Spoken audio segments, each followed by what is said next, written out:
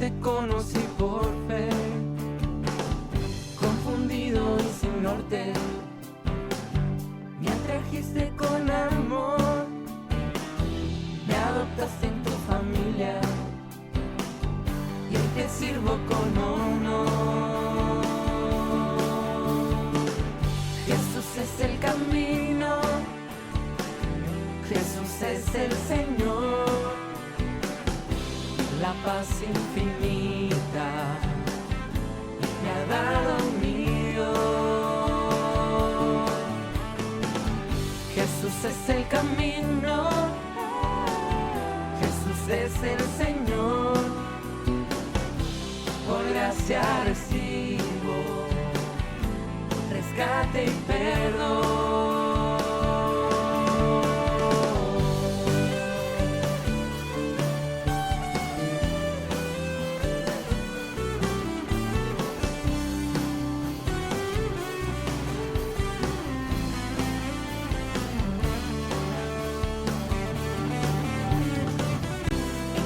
La senda, el camino al hogar, mi esperanza se afirma en tu promesa, Señor.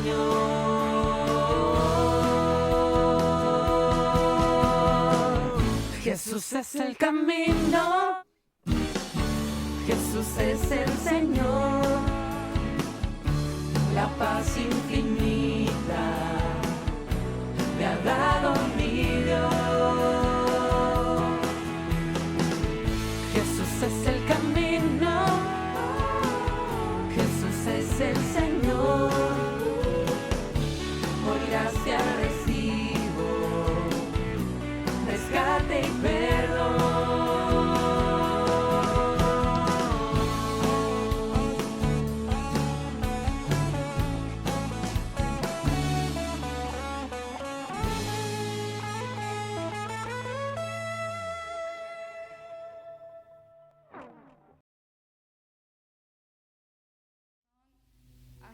Que el Señor haga de cada uno de nosotros siervos que puedan honrarle a Él, que puedan glorificarle a Él, ¿sí? ¿Cantamos juntos?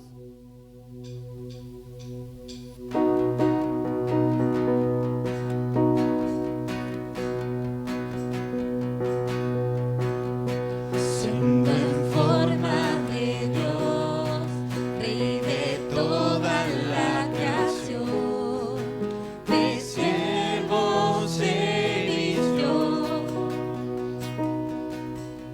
hasta lo sumo se humilló, sufrió la muerte en sumisión. Horrenda muerte en una cruz, inmenso amor le hizo descender a servir al pecador.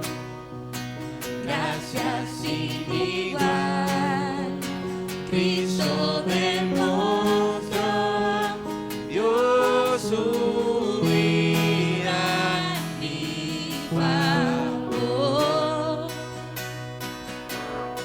Por en mí la misma mente que hubo en Cristo, hazme un siervo para tu gloria. Tomaré mi cruz, te seguiré, Jesús, hazme un siervo para tu gloria.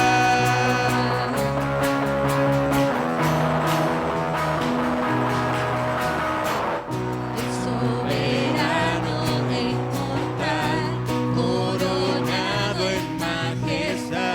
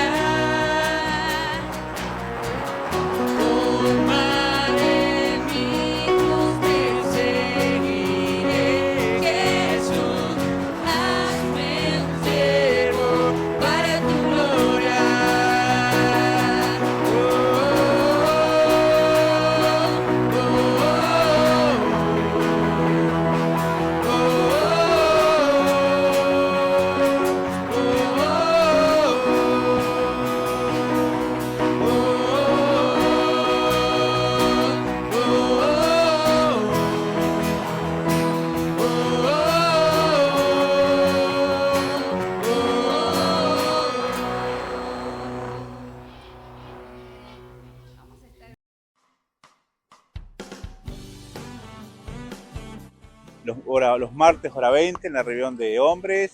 Nos juntamos para el estudio de la palabra, de alabanza, de oración y momento de compartir, un momento muy especial entre los hombres. Nos juntamos todos los miércoles a orar 19 y 30 horas. Los jóvenes y adolescentes tenemos nuestro discipulado todos los jueves a las 20 y 30. El ministerio con las mujeres es un tiempo muy lindo que pasamos cada semana, donde podemos compartir versículos, experiencias. El sábado 22 arrancamos con la escuela bíblica, la cual realizamos con niños de nuestra iglesia, con niños que el ómnibus recoge por distintos barrios. Tenemos un momento de alabanza, un momento en el que compartimos lección, que se vienen 2 grupos por edades, y también tenemos un momento en que compartimos una rica merienda. Los esperamos. Los adolescentes nos reunimos los sábados a las 18:30. Es una reunión donde jugamos juegos de mesa, jugamos juegos juntos, nos divertimos. Hay una pequeña reflexión que es enfocada a los adolescentes para que ellos puedan entender y puedan divertirse. Jóvenes, los esperamos los sábados a las 20 horas, donde vamos a cantar al Señor y aprender juntos de su palabra. Bueno, muy bien, el Ministerio de Alabanza y Adoración se reúne todos los domingos a las 9:30 de la mañana. Tienen su ensayo, preparan las canciones para los jóvenes para sus reuniones y luego también preparamos las canciones para el domingo en la noche. Estamos viajando a Fraiventos los fines de semana y estamos teniendo un culto los domingos a las 10 de la mañana. Para las ofrendas tenemos 2 sobres, uno blanco y el otro verde. Como dijera Felipe, nosotros tenemos 2 sobres. Uno en el que presentamos nuestras ofrendas y nuestros diezmos, y el otro, que es verde, como dice Felipe, que es pro templo, que es con la finalidad de continuar pagando la cuota de nuestro terreno. Es una bendición el aporte de cada uno.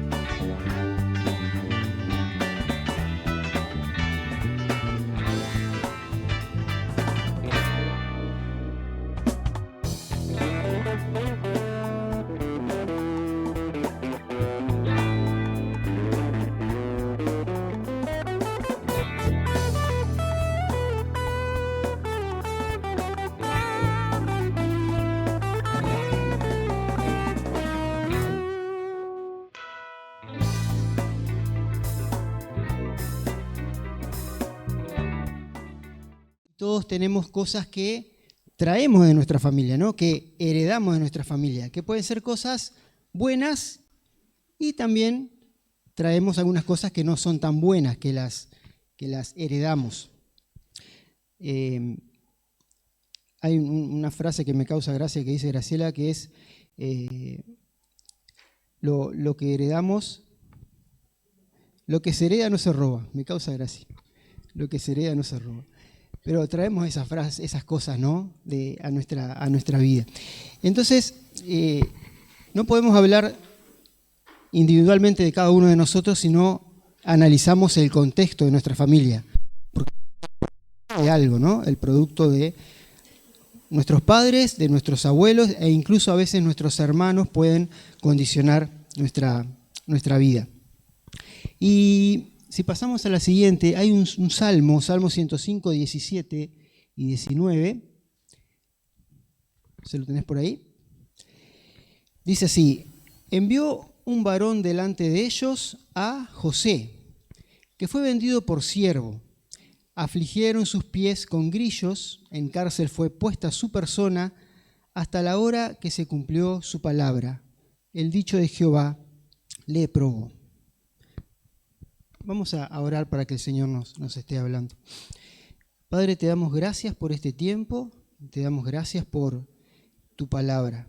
Padre, te pedimos que nos estés hablando de una forma clara, que podamos entender tu palabra, que nada esté distrayendo nuestro pensamiento, Señor, y que podamos entender lo que tú quieres para nuestra vida. Quedamos agradecidos por este tiempo, en el nombre del Señor Jesús. Amén. Bien.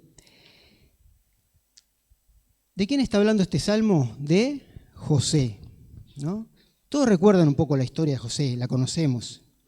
Creo que para ver un poquito el tema de la familia tendríamos que remontarnos a Génesis 12, que arranca con Abraham. José es descendiente de Abraham, y tendríamos que leer hasta el capítulo 50 de Génesis, o sea que se nos iría toda la tarde leyendo, ¿no?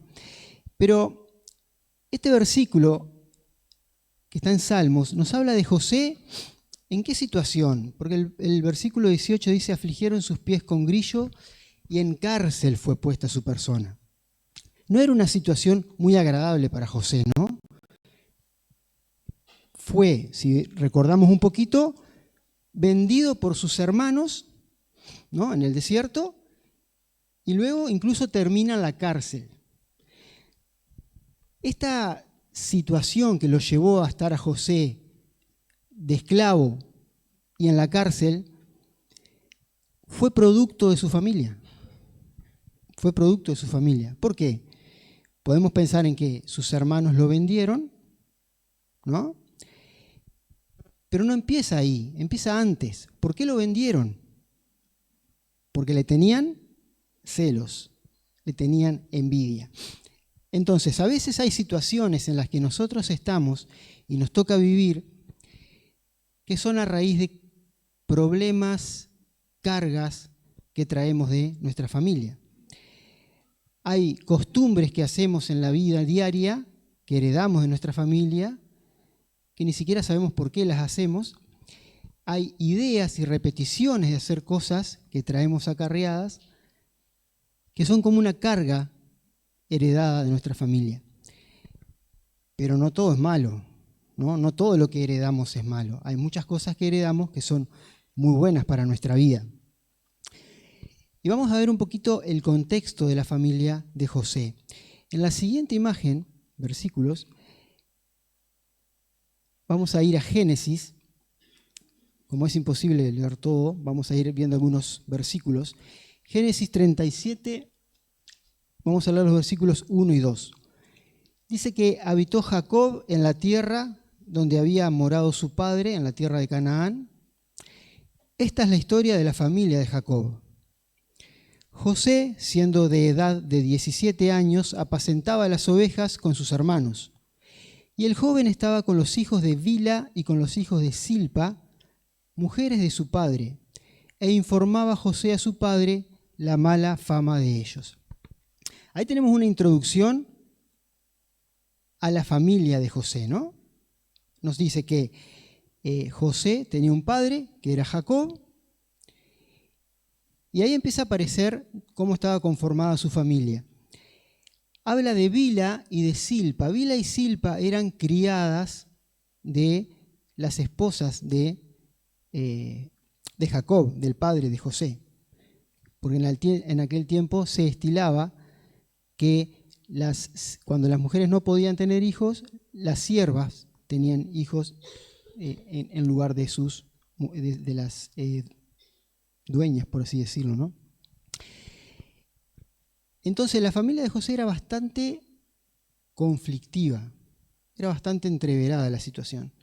Porque por un lado estaba su padre, Jacob. Jacob tenía dos esposas que eran hermanas, Lea y Raquel, ¿no?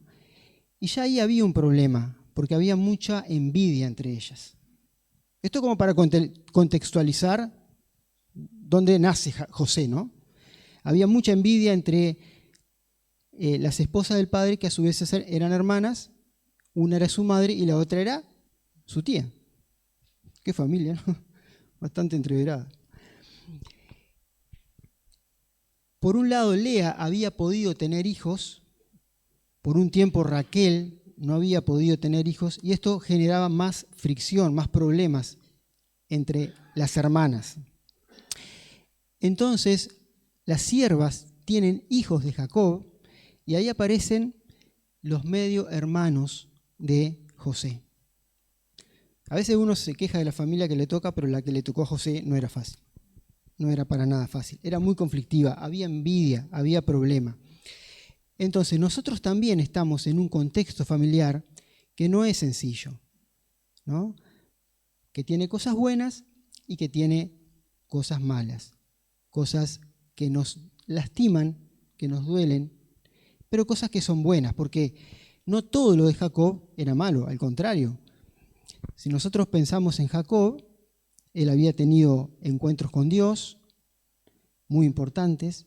Si pensamos en el abuelo de José, el papá de Jacob, Isaac, era hijo nada más y nada menos que de Abraham. No sé que José era descendiente de Abraham. Abraham, amigo de Dios, dice la Biblia, ¿no? Entonces hay una descendencia muy interesante. Y sin duda que Jacob le enseñó a José sobre Dios, sobre un Dios único, un Dios omnipotente. En ese tiempo la tradición oral era muy importante y se iban contando las historias que Dios había hecho, y José llegó a conocer a Dios en este contexto. O sea que no, si bien la situación era conflictiva, había una parte muy buena también, ¿no? Eso pasa también en el contexto de nuestra familia. Tenemos que entender que Dios nos ha puesto en familias que tienen situaciones difíciles, conflictivas, pero que buscan a Dios en algunos casos. Y en esos casos que nuestras familias no buscan a Dios, Dios nos busca a nosotros, ¿no? Dios nos busca a nosotros. Puedo decir que, y hablando personalmente de mi familia, soy la primera persona que conoció al Señor. Si yo miro para atrás en la genealogía, no hay nadie, por lo menos que yo conozca, que haya conocido al Señor. Entonces, cuando tu familia no te guía al Señor, Dios te busca y está en vos abrir tu corazón y aceptarle. El siguiente pasaje, si acá recordamos entonces cómo está conformada la familia de José, y vemos que al final ahí dice que José le informaba a su padre la mala fama de sus hermanos, ¿no? Como que Ibe le contaba lo malo que hacían sus hermanos. Siguiente versículo, que son el 3 y el 4. Y amaba Israel a José más que a todos sus hijos, porque lo había tenido en su vejez y le hizo una túnica de diversos colores. Viendo sus hermanos que su padre lo amaba más que a todos sus hermanos, le aborrecían y no podían hablarle pacíficamente. Jacob, o Israel, como lo nombra acá, tenía favoritismo por José, ¿no? Y ese favoritismo hizo que le diera una túnica de colores que resaltaba. Y claro, ¿cómo estaban los hermanos? Celosos, muy celosos, porque ese favoritismo se notaba. Y dice que ni siquiera podían hablarle pacíficamente, ¿no? No lo podían ni ver. Esto me lleva a pensar que podemos nosotros caer en tener favoritismo dentro de nuestra familia por alguna persona en especial. Puede ser un hijo, un hermano. Y cómo ese favoritismo puede marcar la conducta de la otra persona, ¿no? Sentirse menospreciado. O quizás fuiste marcado de esa manera a través de tu vida, ¿no? Naciste y quizás no tenías diferentes habilidades que tenía tu hermano o tu hermana y te sentiste menospreciado, te sentiste menos. Me hace pensar que eso puede hacernos generar rencor hacia otras personas, un rencor que no es sano, y quizás haya personas en nuestra vida a las que nos cueste hablarle, dirigirle, por más que sean familia, ¿no? Y acá podemos englobar hermano, padre, tío, ¿no? Porque marcaron una diferencia, como le pasó a José, que el padre lo tenía como exaltado delante de los hermanos, y los hermanos no podían ni siquiera hablar, no podían mirarlo con tranquilidad. O quizás hay alguien en tu vida que te lastimó hace tiempo, ¿no? Y te marcó. Y a esa persona la querés tener a un costado, la querés tener lejos. La respuesta para llegar a esa persona, que te lastimó quizás, o que te hizo sentir inferior, es que podamos ir a la cruz de Cristo, ¿no? La cruz de Cristo es el único lugar a donde nosotros podemos ir a pedir perdón, primero, para conocer al Señor, pero también para pedir fuerzas para perdonar, ¿no? La cruz de Cristo es ese lugar que va a cambiar nuestra vida. Vamos al otro pasaje, Génesis 37, 18 al 24. Este es un poquito más largo. Viene hablando de los hermanos, ¿no? Cuando ellos lo vieron de lejos, antes que llegara cerca de ellos, conspiraron contra él para matarle. Dijeron el uno al otro: he aquí viene el soñador. Ahora pues, venid, matémosle y echémosle en una cisterna y diremos: alguna mala bestia lo devoró, y veremos qué será de sus sueños. Cuando Rubén era el hermano mayor, oyó esto, lo libró de sus manos y dijo: no lo matemos. Y les dijo Rubén: no derraméis sangre, echadlo en esta cisterna que está en el desierto, no pongáis mano en él, por librarlo así de sus manos, para hacerlo volver a su padre. Rubén no lo quería matar, quería esconderlo en la cisterna para después llevárselo a su padre. Versículo 23. Sucedió pues que cuando llegó José a sus hermanos, ¿qué fue lo primero que le quitaron? La túnica de colores que tenía sobre él. Le tomaron y le echaron en la cisterna, pero la cisterna estaba vacía, no tenía agua. José y su túnica. Esa túnica que siempre pensamos, ¿no? Qué lindo lo que hizo José, Jacob, le dio una túnica de colores. Pero qué dolor que trajo esa túnica, porque marcó diferencia, marcó una elección de diciendo: este es mi favorito. Trajo celos, ya había, pero lo empeoró, trajo envidia. Y yo creo que Dios permitió esta situación para sacar a José de ese conflicto familiar que había. Dios quería hacer algo diferente con José. No quería que fuera como sus hermanos, ¿no? Que vivían de contienda, de pelea, de envidia. Lo quería sacar de allí. Y cuando Dios te llama, no es que te llama y te exalta de una, sino que te llama y te prueba, con dolor, con angustia, pero esa prueba te va moldeando tu carácter y va moldeando tu dependencia de Él. ¿Sí? Ese quitar de esa túnica de José muestra que Dios lo estaba apartando, lo estaba separando, le estaba sacando esa herencia pesada que él traía. Estaba tratando de Dios de romper todo ese conflicto familiar que había para hacer algo diferente con José. Y es lo mismo que Dios quiere hacer con nuestra vida, sacar el peso del pecado que traemos quizás generacional, sacar el dolor que traemos quizás de un daño que nos hicieron, de la familia, de que somos ahí como algo apartado, diferente, malo, y llevarlo a los pies de Cristo, ¿no? Sacar ese manto, sacar esa carga y dejarlo a los pies de la cruz. Pablo habla de vestirnos del hombre nuevo, ¿no? De dejar atrás esa ropa vieja del hombre viejo y vestirnos del hombre nuevo. Cuando José estaba en el pozo, lo dice más adelante, los hermanos recuerdan que él lloraba y gritaba, ¿no? Y que ellos no le hacían caso.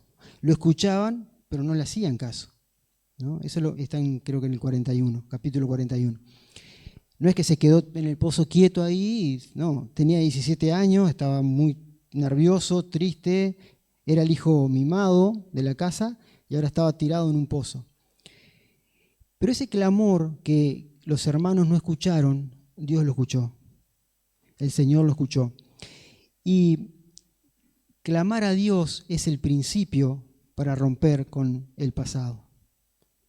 Buscar al Señor es el principio para romper con las cosas del pasado que nos lastiman, que nos hieren, y con cosas que incluso quizás hasta hoy estamos acarreando, de que mi familia me hizo esto. El clamor de José no lo escucharon sus hermanos. En realidad lo escucharon, pero no le hicieron caso. Pero Dios sí lo escuchó. Y sabemos lo que pasó después, ¿no? Pasó una caravana, los hermanos lo venden, le hacen creer a Jacob, al padre, que está muerto, y José termina siendo comprado por Potifar, un alto cargo del gobierno egipcio del faraón, y termina en Egipto. Vamos a la próxima, que está en Génesis 39, 1 y 2.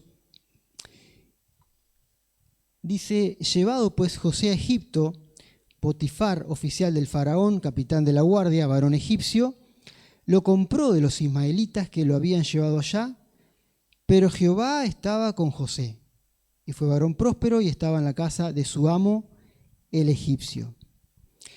Me gusta eso, ¿no? Jehová estaba con José. Dios no se había olvidado de José.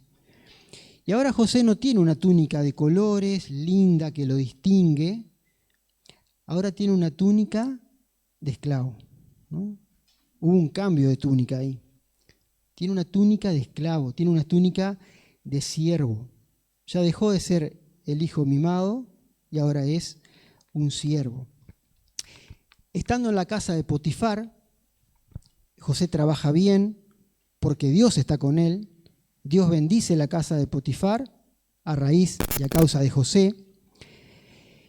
Y llega un momento donde José es tentado por la esposa de Potifar y él marca una diferencia, ¿no? Dice: no, yo no voy a pecar. Y me gusta cuando dice: yo no le puedo hacer este mal y pecar contra Dios. Él siempre tenía a Dios ahí presente. No había nadie en la casa. No había nadie. Nadie se iba a enterar quizá de lo que iba a pasar, del pecado que él podía cometer. Pero sin embargo él se mantuvo transparente en todo momento. Mantuvo su integridad, aunque nadie lo viera. Si nosotros pensamos en la familia de la que venía José, en la parte de transparencia, había de todo, había mentiras, había celo, había de todo. Sin embargo, él ya empezó a marcar una diferencia y se quiso mantener puro delante de Dios, transparente. A raíz de esto, ¿qué le pasó? A raíz de este rechazo a la esposa de Potifar, ¿dónde terminó? Por una falsa acusación. ¿Dónde? En la cárcel. Versículos 20 y 21. Dice que tomó su amo a José y lo puso en la cárcel, donde estaban los presos del rey, y estuvo allí en la cárcel. Pero Jehová estaba con José. Me encanta eso, ¿no? Y le extendió su misericordia y le dio gracia en los ojos del jefe de la cárcel. De mal en peor lo de José, ¿no? De hijo mimado a siervo y ahora a preso. Pero Jehová estaba con José. Qué lindo eso, ¿no? El Señor siempre presente, siempre presente. Y José siempre marcando una conducta, ¿no? Cuando José está en la cárcel, dice que vienen dos presos muy especiales, ¿no? El panadero y el copero. ¿Se acuerdan de esa historia? El panadero del rey y el copero del rey. Y la actitud de José es la que me gusta, porque él no se pone a llorar, dice: no, mirá lo que me pasó, yo viví allá en la tierra de Canaán y mis hermanos me vendieron, y no se puso de víctima, como decimos, ¿no? no se hizo la víctima. Lo que él hizo fue servirlos. Él los sirvió. Y estaba en la misma condición, estaba preso. Y él se interesó tanto en ellos que los escuchó. Y les dijo, ¿qué problema tienen? ¿No? Y los escuchó. Y después cuando ellos tienen un sueño, y José se los interpreta, él se ofrece a ayudar, ¿no? Qué linda la actitud de José. No importa el lugar donde estaba, ahora estaba allá abajo, preso. Sin embargo, él mantenía un interés por las personas. Él quería servirlos, él quería seguir ayudando. Y a veces nosotros nos ponemos en una situación de víctimas donde todo me pasa a mí, todos se burlan de mí, todo a mí, y nos olvidamos de quién somos hijos, ¿no? Somos hijos de Dios, hijos del Rey. Y nosotros tenemos un mensaje tan especial de parte de Dios que es para llevar a las personas. Entonces, en vez de estar tanto mirándonos para adentro, lo que me pasa, lo que me hicieron, mi familia, busquemos llevar el mensaje del Señor, ¿no? Busquemos predicar. Tenemos un tesoro muy especial. Sin lugar a dudas que José tuvo lágrimas, debe haber llorado muchísimo, tuvo muchas preguntas sin respuesta. ¿Por qué estoy acá? Yo no hice nada, ¿no? ¿Por qué estaba él ahí? Él no había hecho nada. Debe haber pasado muchas noches sin dormir, preguntándose por qué. Pero José reconoció que había un proceso de Dios en su vida, porque nunca lo negó. Nunca dijo, bueno, Dios se olvidó de mí, acá estoy. No. Dios estaba moldeando a José. Había un proceso de Dios en la vida de José. Y estos procesos requieren paciencia y requieren dependencia, ¿no? Cuando Pablo escucha al Señor que le dice, bástate mi gracia. Bueno, bástate mi gracia, es dependencia, pero requiere paciencia. Paciencia, porque él estuvo preso mucho tiempo, e incluso cuando interpreta el sueño y le dice, ¿no? Acordate de mí, se olvidan de él. Y pasan 2 años hasta que José es llamado a la presencia del faraón. La primer diapositiva o imagen, el Salmo, si lo tenés ahí. El versículo 18 dice que pusieron grillos en sus pies, estuvo preso, pero el 19 dice, hasta la hora que se cumplió la palabra de Dios, el dicho de Jehová lo probó.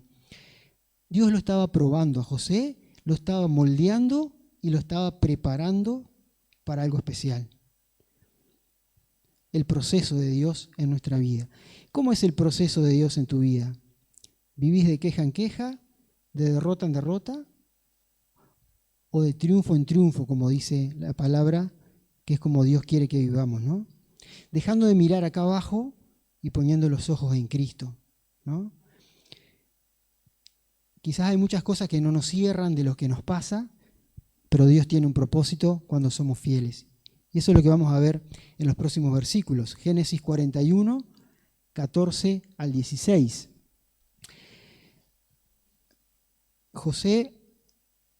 Vamos a leerlo acá. Entonces Faraón envió y llamó a José, lo sacaron apresuradamente de la cárcel y se afeitó y mudó sus vestidos y vino a Faraón.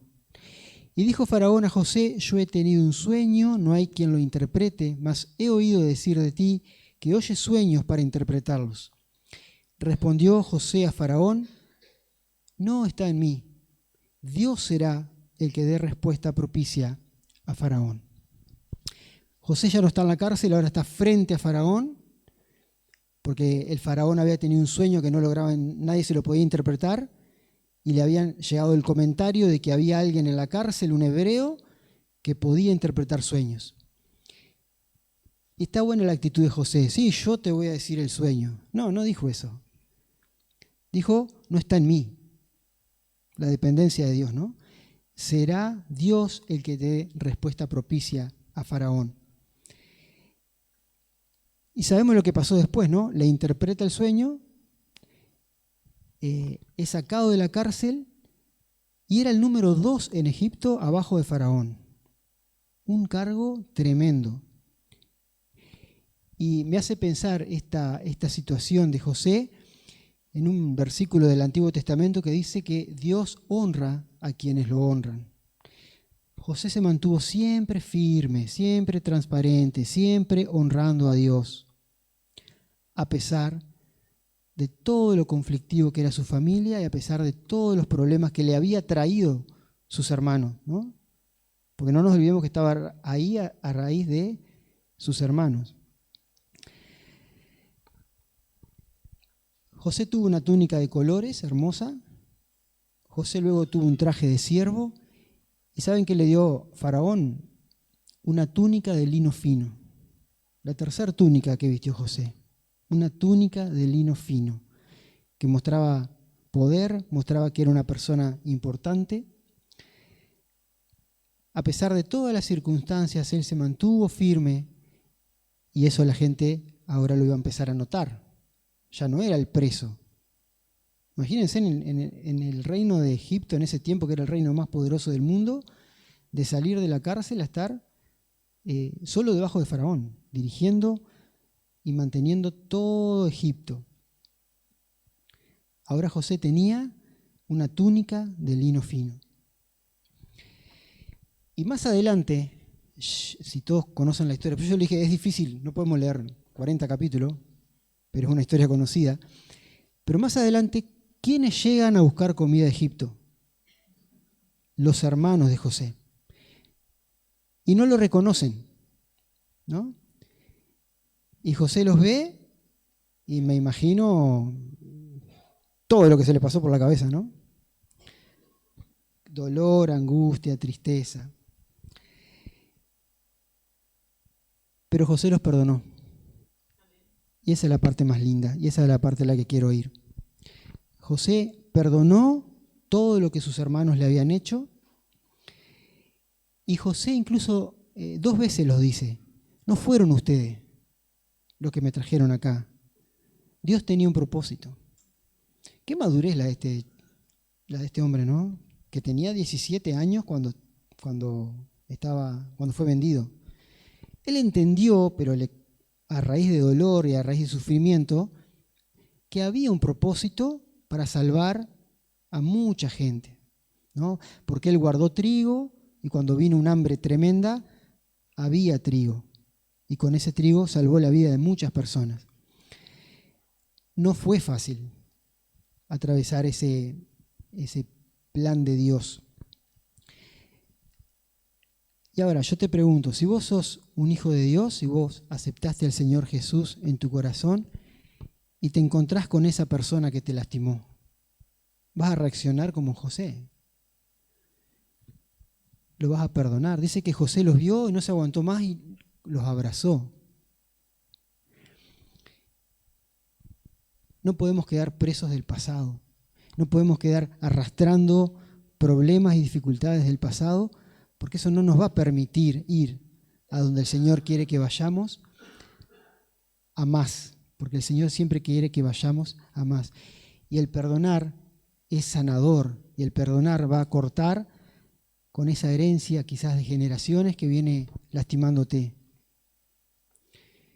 Qué lindo ejemplo el que nos da José. Incluso después trae a toda su familia a vivir con él.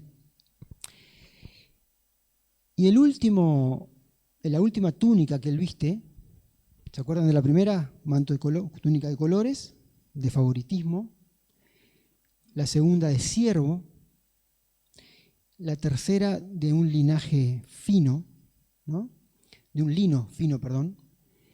Y el último que él viste es un manto de un legado que él busca dejar a las generaciones. Él busca ir más allá. Los próximos versículos es en realidad Génesis 50:25. Cuando José se estaba por morir, dice, e hizo jurar José a los hijos de Israel diciendo, Dios ciertamente os visitará y haréis llevar de aquí mis huesos. Él no quería quedar en Egipto. Él sabía que había una promesa para el pueblo de Dios. Él sabía que había una tierra prometida y él no quería ni siquiera que sus huesos quedaran allí. 400 años después, en el Éxodo, dice que Moisés sale con los huesos de José, ¿no? Y cuando entran a la tierra prometida, cuando Josué entra a la tierra prometida, entierran los huesos. Hay un legado de José, no se olvidaron de él, ¿no? Porque pasaron 400 años, no se olvidaron de él, de lo que él había pedido. La vida de José bendijo generaciones que ni él llegó a conocer, ¿no? Evidentemente bendijo a sus hijos, a Efraín y a Manasés, pero fue mucho más allá. Bendijo generaciones que él ni imaginó. Porque cuando el pueblo entra a la tierra, que entran con sus huesos, entierran sus huesos. Ese es el cuarto y último manto, por así decirlo, que han visto, ¿no? El legado. Y si lo pensamos en nuestra vida, me gustaría dejar 3 desafíos para nosotros, ¿no? Que nos quedemos con estos 3 desafíos para pensar. Que podamos tener una vida y una fe que sea digna de considerar por el resto. Que sea digna de imitar y que sea digna de recordar, ¿no? Cómo fue la vida de José. Pero no solo por los que nos rodean, sino por las próximas generaciones, ¿no? Que recuerden y digan, mirá la vida de cómo fue, lo que hizo. Nuestros nietos quizás, nuestros bisnietos, no sé. Quizás mismos hermanos en la iglesia. Yo recuerdo algunas iglesias que tienen fotos de misioneros que ya ni están, ¿no? que ya partieron para estar con el Señor, y uno ve la foto y lee la historia y hay un legado, ¿no? Y vos decís, qué impresionante lo que hizo este hombre, ¿no? Cómo Dios lo usó. Entonces que podamos irnos hoy con estos desafíos, ¿no? Una vida y una fe digna de considerar, digna de imitar y digna de recordar. Y sobre todo que podamos dejar a los pies de la cruz de Cristo lo que nos duele, lo que nos lastima, lo que estamos acarreando del pasado, quizás alguien que no podemos perdonar, quizás alguien que con su presencia nos hace recordar lo que nos hizo, porque ese perdón va a liberar y nos va a permitir seguir adelante.